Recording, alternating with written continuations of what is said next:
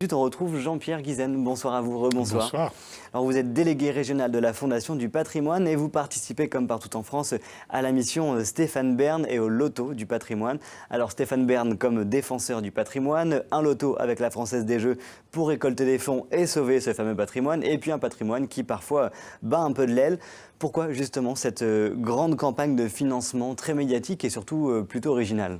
Parce que la sauvegarde du patrimoine requiert des fonds. Ouais. Et donc, c'est un coup de projecteur extraordinaire dont nous bénéficions tous pour sauvegarder notre patrimoine, qui est, comme toutes les choses un peu anciennes, qui a besoin d'avoir un petit coup de rafraîchissement. Un peu d'entretien et un peu de fond, justement, pour l'entretenir. Alors, ces fameux jeux à gratter, vous en avez un, vous d'ailleurs, Jean-Pierre? Oui, bien sûr.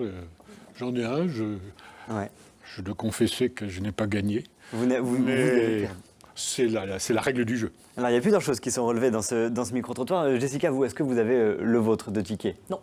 Parce que, pourquoi? Je n'étais pas au courant. Vous n'étiez pas au courant. Et ben voilà, heureusement qu'on est là, finalement. Voilà.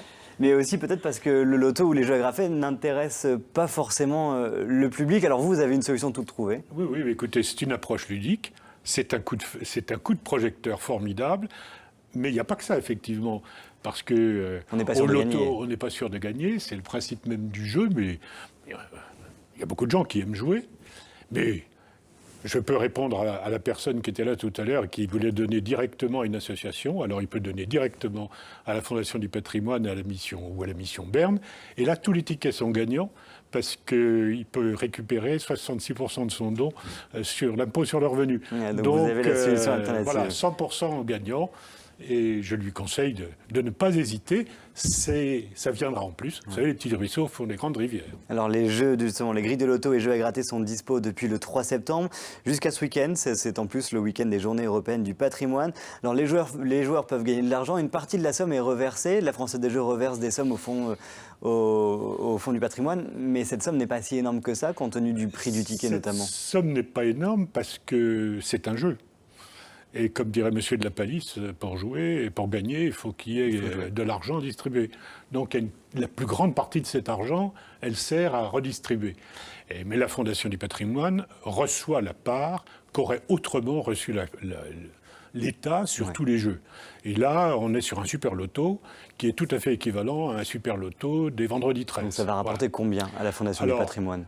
Ça devrait rapporter entre 15 et 20 millions d'euros, ce qui permet de doubler la somme que la Fondation du patrimoine peut, en collectant les souscriptions des donateurs et avec quelques autres ressources, doubler la somme que la Fondation du patrimoine affecte tous les ans à la restauration du patrimoine. Alors ce patrimoine, justement, il est riche, mais il faut de l'argent. Il y a 251 lieux sélectionnés en France. En Bretagne, il y en a 14 qui ont été choisis pour bénéficier d'une partie de cet argent récolté. Comment vous les avez choisis, ces différents lieux? Alors d'abord, il y en a un peu plus sur le plan national. Il y en a deux. Il faut rajouter les emblématiques aux 251. Voilà. Et parce qu'il y a deux catégories de sites. Il y a ce qu'on appelle les emblématiques. Il y en a un par région. Et je vais parler dans un instant du site emblématique breton.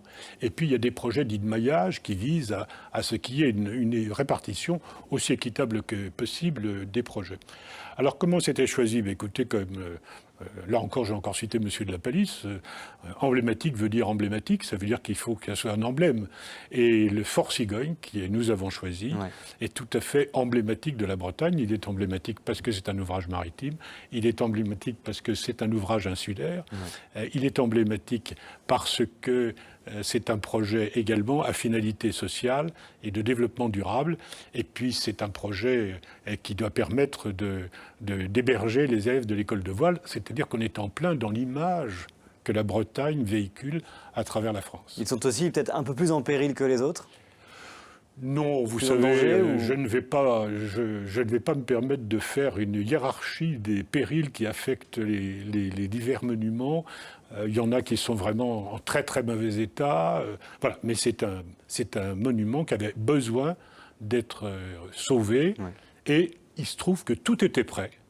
Les études, le choix des entreprises, tout était prêt pour que ça puisse démarrer. Donc ça démarre. ça va démarrer, ça a démarré. Ils sont prêts à rentrer dans le dur concrètement dès la réception de la somme. Alors justement, sur les 14 lieux bretons, il y a le Fort Saison, il y a la Manufacture des Tabacs, il y a le viaduc de Carwal à Erquy. Tous ces bâtiments-là, ou tous ces lieux, nécessitent entre 90 000 et 400 000 euros à trouver pour les restaurer, pour les entretenir. L'argent du loto ne va pas suffire? Non, l'argent du loto, il va s'ajouter à d'autres sommes. D'abord les sommes, et je tiens à leur rendre hommage, qui sont distribuées par l'État à travers les monuments historiques, qui constituent quand même très souvent l'essentiel, parce que nous avons plusieurs monuments protégés dans cette liste, donc qui constituent l'essentiel des apports. Et puis il y a l'apport de loto du patrimoine, auquel il faut ajouter l'apport des souscriptions. C'est pour ça que j'ai insisté tout à l'heure sur la possibilité d'envoyer un don directement à la mission Berne ou à la Fondation du patrimoine à travers le site missionberne.org ou fondation-patrimoine.org. Là, vous pouvez directement envoyer. Et puis, la totalité du don, elle retombe dans l'escarcelle de ceux qui vont rénover. Voilà. Et il y en a besoin. Et il y en a besoin. Jessica, est-ce qu'il vous a convaincu à aller prendre une grille de grattage ou une grille de loto? Ah oui, si, il en reste. Pourquoi pas? Il en reste, pourquoi pas? Prenez pas la sienne parce qu'elle est perdante, je crois. Elle l'est déjà grattée. Bon, dans les monuments justement participants, il y a un projet original, c'est celui d'une conserverie dans le pays bigoudin. Alors c'est une étape importante pour la découverte du patrimoine industriel du pays bigoudin qui a été franchie puisque la ville de Loctudy a acheté les locaux de l'ancienne conserverie Le Gall. Cette usine lancée fin 19e siècle employait une cinquantaine d'ouvrières pour la mise en boîte de sardines. Seulement quelques semaines par an. La conserverie, elle, a cessé son activité en 1950. Depuis, le site est resté en état. Le projet de musée va enfin déboucher après 30 ans d'attente. Frédéric Lorenzon s'est rendu sur place au moment où les dernières machines sont déménagées pour restauration. On regarde. C'est une étape importante dans l'histoire du patrimoine industriel du pays bigoudin. Les dernières machines de la conserverie Le Gall à Loctudy quittent le bâtiment pour restauration. Des équipements qui témoignent d'un passé industriel révolu. Alors cette machine, c'est une autoclave qui servait donc à stériliser les boîtes de sardines qui venaient d'être remplies avec soit de l'huile d'olive ou alors de l'huile de colza. La plupart des usines ont disparu ici dans le pays bigoudin sud. Il n'en reste plus que 2 en activité, à Saint-Guenolé. L'usine Furique et puis aussi un alimentaire.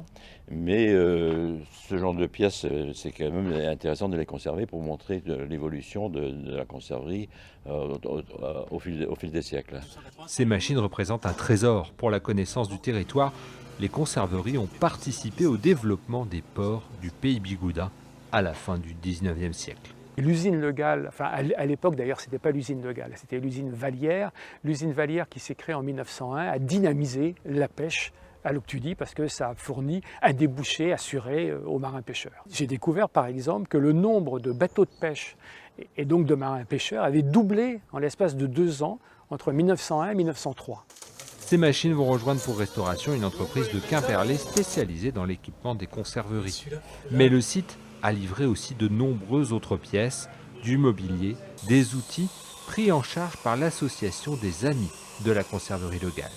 Des bénévoles qui cet été ont passé une bonne partie de leur été dans les réserves pour les collections parce qu'il y avait environ 500 à 600 objets dans cette conserverie qu'il a fallu référencer, nettoyer, photographier, mesurer, donner leur état pour pouvoir faire une référence officielle pour les monuments de France, puisque tout bâtiment et une grande partie des collections des objets sont classés monuments historiques. Les objets sont inventoriés et stockés ici, dans cette salle de sport, en attente de leur restauration. Ils témoignent du passé industriel du site. Alors l'intérêt, c'est que ça forme une collection, c'est un tout. Tout a été gardé intact depuis la fermeture de l'usine en 1954. Et donc on retrouve toutes les pièces, depuis les ciseaux des ouvrières jusqu'aux grosses machines évidemment. Et puis il y a des fois des choses un peu plus émouvantes même. Voilà, on retrouve vraiment toute la vie de l'usine en tant qu'outil de production et puis en tant que lieu de travail aussi de ses ouvriers. La conserverie Le Gall va devenir un musée. Ces objets constituent donc la matière première d'un nouveau centre d'intérêt pour la commune. Mais je crois que là, en fait, le tourisme industriel, la visite de quelque chose qui montre ce qui s'est passé en termes de vie et d'intégration des femmes dans le milieu du travail. Donc, c'est de l'histoire réelle attachée à la commune. Et donc, l'objectif, en fait, c'est de faire venir des visiteurs et qui pourront après profiter de la commune. La commune de Loctudy a acheté récemment les murs de la conserverie légale et désormais doit réunir les fonds nécessaires à leur restauration. Alors c'est un budget d'environ 1 700 000 hors taxes, alors financé essentiellement par les collectivités publiques. La conserverie légale, nous avons cette chance, elle a été identifiée par la mission Berne parmi les 269 projets prioritaires à sauvegarder en France.